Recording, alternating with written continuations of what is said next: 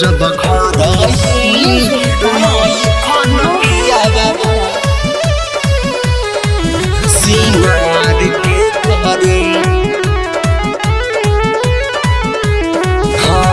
ससुरा में सब चीज बहा के त सुख बा, बाकी ये कहीं ही बतिया के दुख बा, बतिया के दुख बा। हाँ सखी ससुरा में सब चीज बहा के त सुख बा, बाकी ये कहीं ही बतिया के दुख बा, बतिया के दुख बा।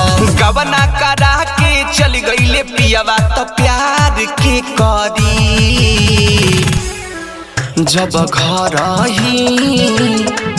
जब घरही नई खन पिया तो सिंगार के करी। जब घरही नई खन पियावा सिंगार के करी, सिंगार के करी। जब घरही नई खन पियावा सेज पर कुहुक के रही जाता जियावा, सोइया के समझ के जब धरी ले तकियावा। हाय सेज पर कुहुक के रही जाता जियावा, सोइया के समझ के जब धरे नी तकियावा। भूख से लागे ना भूख हई आहार के करी। जब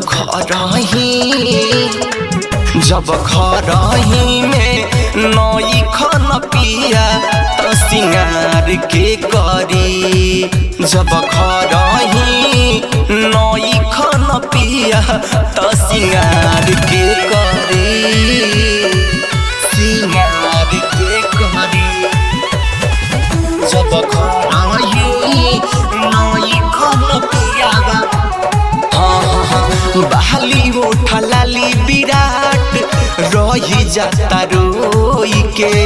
सुनील अर्जुन बागी हो तोहरे के जोही के। ए राजा बहाली उठा लाली विराट रही जाता रोई के।